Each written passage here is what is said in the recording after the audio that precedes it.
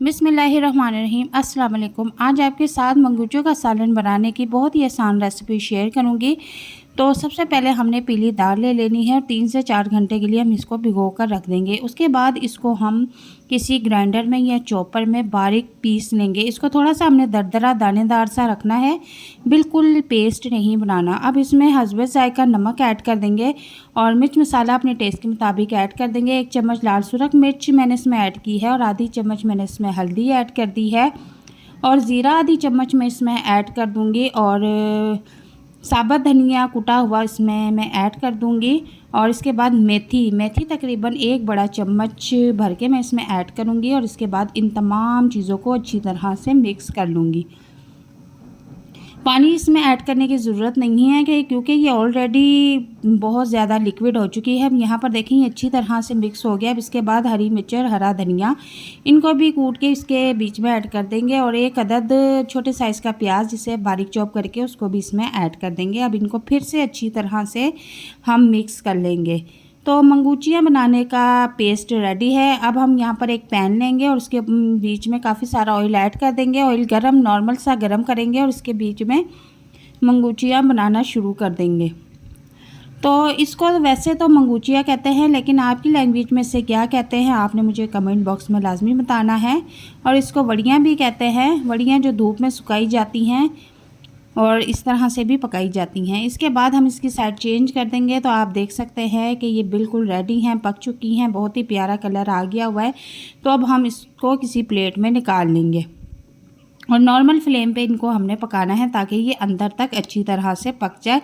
फिर ही आपका सालन जो है बहुत मज़े का बन के रेडी होगा। ज़्यादातर लोग इसे आलू के साथ भी पकाते हैं, लेकिन हम खाली आज मंगूची की रेसिपी आपके साथ शेयर कर रहे हैं।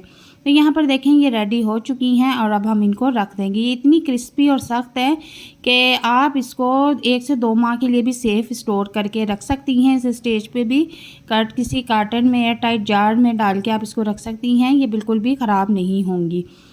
अब यहाँ पर मैंने एक पैन लिया है, उसमें 1 कप ऑयल ऐड कर दिया है। ऑयल मैंने नॉर्मल सा गरम कर दिया है। इसमें हाफ़ चम्मच जो है मैंने ज़ीरा ऐड कर दिया है और उसके बाद 1 अदद प्याज लिया था जिसे बिल्कुल बारीक चॉप करके रखा हुआ था, उसको ऐड कर देंगे और प्याज को हमने लाइट सोते होने तक पकाना है।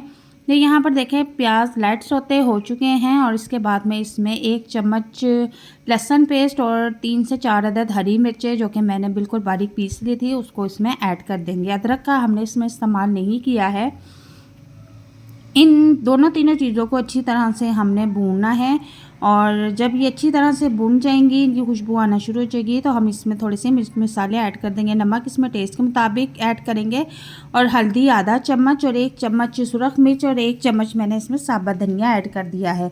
आप अपने टेस्ट के मुताबिक भी इसमें मिर्च मसाला रख सकती हैं। और इसके बाद मैं इसमें 2 अदद टमाटर का पेस्ट ऐड कर दूँगी जो कि मैंने घर में ही पहले से बना के रखा हुआ था। और अब इसको 5 से 7 मिनट के लिए अच्छी तरह से इस मसाले को हम भूनेंगे। बहुत ही टेस्टी मज़ेदार खुशबू आ रही है। ये सालन इतना टेस्टी और मज़ेदार होता है कि चिकन मटन के सालन को आप पीछे छोड़ देंगे और इसको आप शौक़ से खाएंगे। और अब इसके बाद मसाला अच्छी तरह से भूनने के बाद मैं इसमें मंगूचियाँ ऐड कर दूँगी और मंगूचियाँ ऐड करने के बाद मैं 4 से 5 मिनट तक इनको फ्राई करूँगी। फ्राई करने से ये बिल्कुल भी नहीं टूटेंगी, बहुत अच्छी तरह से इनको फ्राई करना है। 4 से 5 अदद हरी मिर्च इस वक्त आपने ऐड कर देनी है और आप देखेंगे ये बिल्कुल भी नहीं टूट रही और बहुत अच्छी तरह से फ्राई हो रही हैं।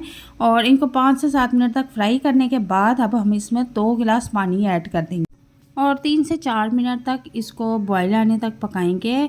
आप इसमें शोरबा अपनी मर्ज़ी के मुताबिक रख सकते हैं। 2 गिलास पानी इसलिए ऐड किया है कि 4 से 5 मिनट तक जब ये पानी में बॉयल आता रहेगा तो थोड़ा सा पानी खुश्क भी हो जाता है। तो आप यहाँ पर देखें कि पानी में बॉयल आना शुरू हो गया है। अब से आप टाइम स्टार्ट कर लें। पूरे 2 मिनट आपने इसको बॉयल करना है पानी को और इसके बाद इसमें अब हम हरा धनिया ऐड कर देंगे। तो 2 से 3 मिनट हो चुके हैं, अच्छी तरह से इसका शोरबा पक चुका है। हरा धनिया भी इसमें ऐड कर दिया है। अब तकरीबन ये रेडी हैं।